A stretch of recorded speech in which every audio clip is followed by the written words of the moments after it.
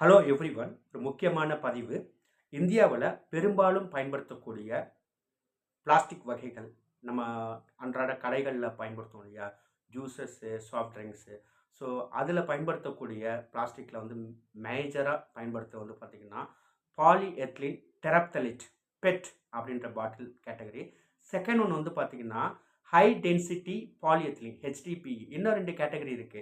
LDPE low density polyethylene, அ பாலிப்ரோபைலீன். So, இந்த 2வது சொன்ன 2 கேட்டகரியும் பார்த்தீங்கன்னா, அதோட பெர்சன்டேஜ் ஆஃப் யூசேஜ் வந்து பார்த்தீங்கன்னா, மிக மிக குறைவு. பயன்பாடு வந்து குறைவு. இந்த பாட்டில்கள் வந்து பார்த்தீங்கன்னா, இந்தியாவுல வந்து பார்த்தீங்கன்னா, கோடிக்கணக்கான மக்கள் வந்து பயன்படுத்துவது வந்து குறைக்க முடியாது. ஸோ, அத எப்படி நம்மால ஒரு நல்ல வளமா மாத்துற ஒரு ஐடியா தான் இது. எனக்கு தெரிந்தது. இது எத்தன நாடுகள்ல பயன்படுத்துறாங்கன்னு தெரியல. எனக்கு தெரிஞ்சது ரொம்ப நாள் என் மைண்ட்ல சிந்தனையில ஓடுனது. இப்ப அரியமங்கலம், நம்ம திருச்சி மாநகராட்சியில அரியமங்கலம் இடங்கள்ல பார்க்கும் பொழுது, இவ்ளோ பாட்டில்ஸ் இருக்குது. இவ்ளோ தேங்கி கிடக்குது. இதில எப்படி நம்ம வளமா மாத்தலாம் அப்படின்னு ரொம்ப நாள் சிந்தனையில தேடல்ல கிடைச்ச ஐடியா தான். இந்த பாட்டில் எல்லாம் நம்ம என்ன பண்ணலாம் அப்படின்னா, பிளாஸ்டிக் பைரோலிசிஸ்ன்ற ஒரு ப்ராசஸ் இருக்கு. Plastic pyrolysis. இந்த பிளாஸ்டிக் பைரோலிசிஸ் நத்திங் பட் ஒண்ணும் இல்ல. நீங்க பயப்படுற மாரி ஒண்ணும் இல்ல.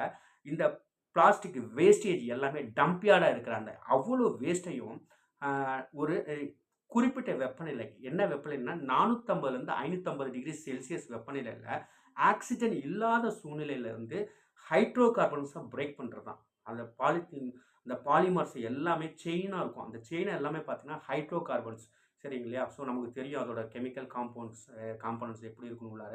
அத உடைச்சு, அத மாலிக்யூல்ஸா கன்வர்ஷன் பண்ணி, அத ரிஃபைனரி ப்ராசஸ் ரிஃபைன் பண்ணும் பொழுது, நமக்கு அதுலருந்து ஒரு எண்ணெய் கிடைக்கும். அந்த ரிஃபைன் பண்றதுக்கு என்ன டெஸ்டிலேஷன் ப்ராசஸ் யூஸ் பண்றாங்கன்னா, அ கேட்டலிட்டிக் கிராக்கிங்ன்னு சொல்றாங்க. கேட்டலிட்டிக் கிராக்கிங்ன்னு ஒரு தொழில்நுட்பம் இருக்கு. ஸோ, அதன் மூலம் அத வந்து அ ரிஃபைன் பண்ணிட்டு, அதுலருந்து நமக்கு என்ன கிடைக்கும்னா, கேசோலினா, டீசல், பெட்ரோல், டீசல் போன்ற எரிபொருளா பயன்படுத்தலாம். ஸோ, இதனால நமக்கு என்னன்னா, இவ்வளோ வேஸ்ட்டா இருக்க டம்ப் யார்டெல்லாம் நம்ம என்ன பண்ணலாம்னா, ஒரு நல்ல வளமா மாத்தலாம். ஸோ, இந்த மாரி கன்வர்ஷன் ப்ராசஸ் பண்ணும்பொழுது, நம்ம என்ன பண்ணலாம்னா, இறக்குமதி குறையும். இங்கேயே நமக்கு வந்து எவ்வளோ எவ்வளோ இந்த வேஸ்ட்டெல்லாம் அன்றாடம் போயிட்டுருக்கு. இப்ப பிளாஸ்டிக் யூசேஜ் நம்ம இனிமேட்டு எவ்வளோதான் முயற்சி எடுத்தாலும் மக்கள் பழகிட்டாங்க.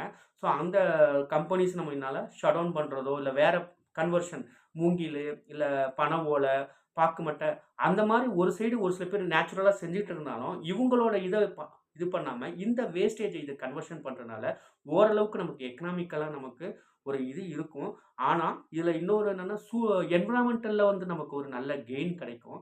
அந்த வேஸ்டேஜ் எல்லாமே தங்காம நம்ம வந்து ரீசைக்கிளிங்ல அது ஒரு நல்ல ஒரு வளமா மாத்துறோம். இதுல என்ன ஒரு சிக்கல் இருக்கு? ப்ரோஸ்